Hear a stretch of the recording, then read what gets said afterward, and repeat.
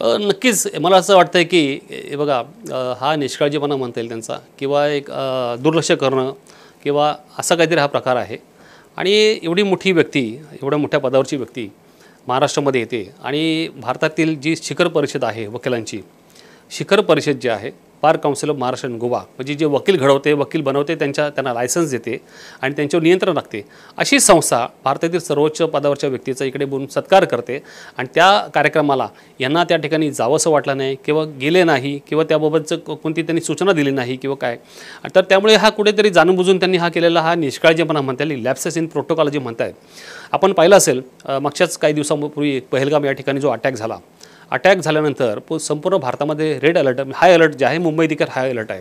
आणि अशा high alert असताना या ठिकाणी जर अशी महत्त्वाची व्यक्ती, VIP व्यक्ती येत असेल तर मुंबईच्या CPचं म्हणजे लोकल CP जे आहे त्यांचं काम आहे की त्या ठिकाणी जाऊन स्वतः उभं राहणं। या ठिकाणी जर मोदी असेल तर स्वतः 10 वेळा सॅल्यूट मारत तिथे उभे राहिले असते। तसंच DG जे रश्मी शुक्ला आहेत त्यांचं देखील तसंच आहे। आणि त्यामुळे हे जाणबुजून गेलेलं नाही। आणि मला वाटतं सुजाता सोनी या देखील एक या क्लासमधून एक येतात, तरी पण देखील त्यांनी का नाही गेले किंवा सरकारचं त्यांनी ऐकलं आणि त्या ठिकाणी नाही गेले किंवा त्यांनी हा निष्काळजीपणा का नाही केला, याचं त्यांनी माफीपत्र किंवा स्पष्टीकरण एक शपथपत्राद्वारे त्यांनी उच्च न्यायालयात द्यावं, याबद्दलची मागणी आम्ही केलेली आहे। म्हणजे एक वाक्य बोललो तर त्याचा तुम्ही आणि पूर्ण वकील समुदायाने राग मानू नये। असं म्हणतात की एखादी गोष्ट कशा पद्धतीनं समोर मांडायची की पोट्रे करायची हे वकिलांना चांगलं कळतं। आत्ता समोर जे चित्र निर्माण झालेलं आहे त्या चित्रामध्ये फक्त असंच दिसतंय की सरन्यायाधीशांचा अवमान झाला आहे। मात्र आत्ता तुम्ही जे बोलताना सांगितलं की मुंबईमध्ये रेड अलर्ट होता, त्यांच्या सुरक्षेला धोका निर्माण झाला होता, बाकीच्या काही गोष्टी होत्या, या सगळ्या गोष्टी पिटिशनमध्ये आहेत। येस नक्की नक्की आम्ही मांडलेलं ते हा पॉसिबिलिटी आहे ना, उद्या काय संकट किंवा कुठे हल्ला जो कसा पद्धतीने हल्ला केला काय सांगून नाही आला मुंबईमध्ये, त्यावेळेस आता आणि एवढं हाय अलर्ट होतं त्या ठिकाणी काश्मीरमध्ये सुरक्षा त्यांनी काढली आणि त्या जे काय झालं निष्पाप लोक मारले गेलेत। आता या ठिकाणी एवढी महत्त्वाची व्यक्ती इकडे येते तर CPना कुठे वाटत नाही की मुंबई हाय अलर्ट आहे आणि मी चौकशी केली, हाय अलर्ट अजूनही आहे, अजूनही की मुंबई संभाव्य धोका आहे, आतंकवाद्याचा धोका हा आहे किंवा एखादा बॉम्ब पाकिस्तानमधून आपल्याकडे येऊन पडू शकतो। पण ह्या सगळे अलर्ट तुम्हाला असताना तुम्हाला असं वाटलं नाही का त्या ठिकाणी जाऊन उभं राहावं? आपलं हे काम आहे। आता जस्ट आपण नवीन मुंबईचे पोलीस आयुक्त झालेलो आहोत, आपण पदभार घेतलेला आहे। आपण सर्वत्र ॲटलीस्ट दाखवावं तरी की एवढं दाखवावं की आपल्या स्वतःहून की मी तिथे आलो आणि तुम्ही निश्चिंत राहा, माझ्यावर विश्वास ठेवा, मी तिथे आहे, एवढं त्यांना दाखवणं गरजेचं होतं। आणि हा रिस्पेक्ट आहे, हा आदर दाखवायचा असतो। हा त्यांची गरज नव्हती, तिथे आल्याने काय फार मोठं फायदा किंवा नुकसानाचं काही नव्हतं, पण हा आदर असणं गरजेचं आहे। जसं सरन्यायाधीशांनी सांगितलं, जसे ते अमरावती आणि नागपूरला जातात त्यावेळेस ते बाईकवरती पण जातात, पण तो त्यांचा प्रश्न आहे की पण तरी देखील ते म्हणाले की आम्हाला या गोष्टीत पडायचं नाही आहे आणि पडायचं नाही आहे। त्याचबरोबर हे म्हणाले की आर्टिकल 142चा त्यांनी उल्लेख केलेला आहे।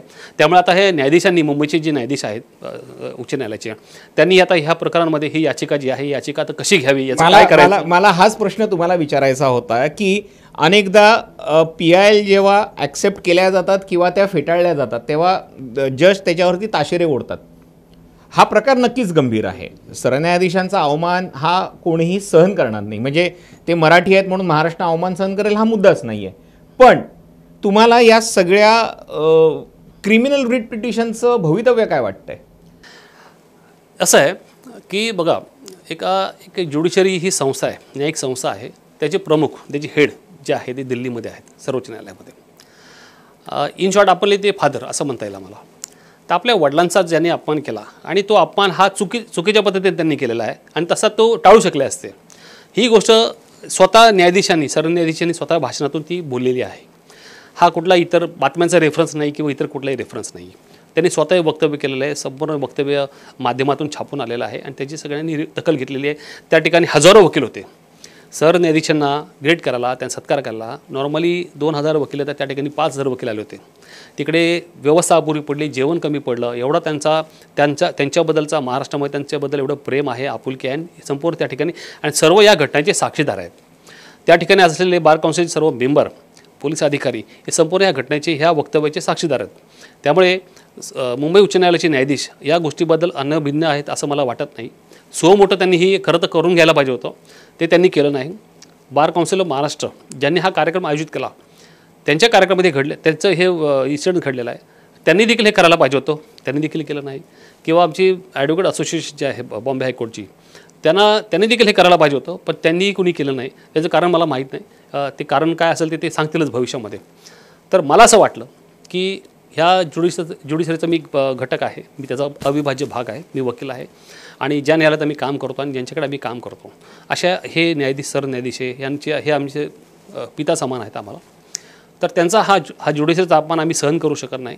आम्ही इतरही देखील तुम्हाला माहीत असेल काय घटना घडल्या की आम्ही लगेच याचिका दाखल करतो, PL जनहित याचिका वगैरे दाखल करून त्या गोष्टीला आम्ही न्याय द्यायला प्रयत्न करतो. कुठे अन्याय झाला तर तिकडे आम्ही जातो, न्याय करतो. हा देखील एक प्रकारचा अन्याय आहे. हा ज्युडिशरीवरती केलेला पोलिसांनी अन्याय आहे किंवा राज्य शासनाने हा ज्युडिशरीवरती केलेला अन्याय आहे. त्यामुळे हा जो अन्याय आहे हा दूर करायची जबाबदारी ही मी माझी समजतो, ही प्राथमिक जबाबदारी समजतो वकील या नात्याने. आणि त्यामुळे ही जबाबदारीने मी ही याचिका दाखल केलेली आहे.